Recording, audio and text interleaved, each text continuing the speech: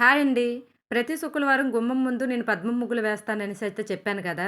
ఈరోజైతే శనివారం నేను ఈ ముగ్గు పెట్టుకున్నాను. నిన్నైతే నేను శుక్రవారం గేటు ముందు రోడ్డు మీదైతే 3 ముగ్గులు వేసైతే పోస్ట్ చేశాను. చాలామంది చూసారు.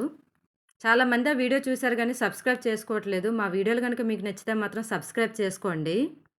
అయితే అసలు విషయానికొస్తే 26 శివరాత్రి కదా! శివరాత్రి ముందు శనివారం మేమెప్పుడూ చీకటి శనివారాలనేది చేసుకుంటాము.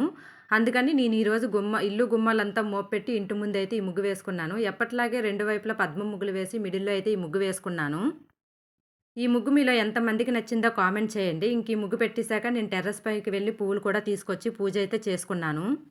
మా టెర్రస్ పైన మా పూజకి సరిపడా పువ్వులైతే మాత్రం పూస్తున్నాయి. మేము పువ్వులైతే బయట కొనే పని లేకుండా మాకు పూజకి మాత్రం పువ్వులు సరిపోతున్నాయి. ఇంక ఈ పూలన్నీ దేవుళ్ళన్నింటికి పెట్టేసి నాకు తెలిసిన విధంగా అయితే నేను పూజ అయితే చేసుకున్నాను. పూజ అయితే ఇప్పుడు నార్మల్‌గానే చేసుకున్నాము. అసలు పూజ ఏంటంటే సాయంత్రం చీకటి శనివారం అంటే 6 దాటాక చేసుకోవాలి. సాయంత్రం పరమాన్నము, పానకము, వడపప్పు పెట్టి దేవుడికి దండం పెట్టుకోవాలి. అంతేనండి ఈ వీడియో. ఈ వీడియో గనుక మీకు నచ్చితే సబ్స్క్రైబ్ చేసుకోండి.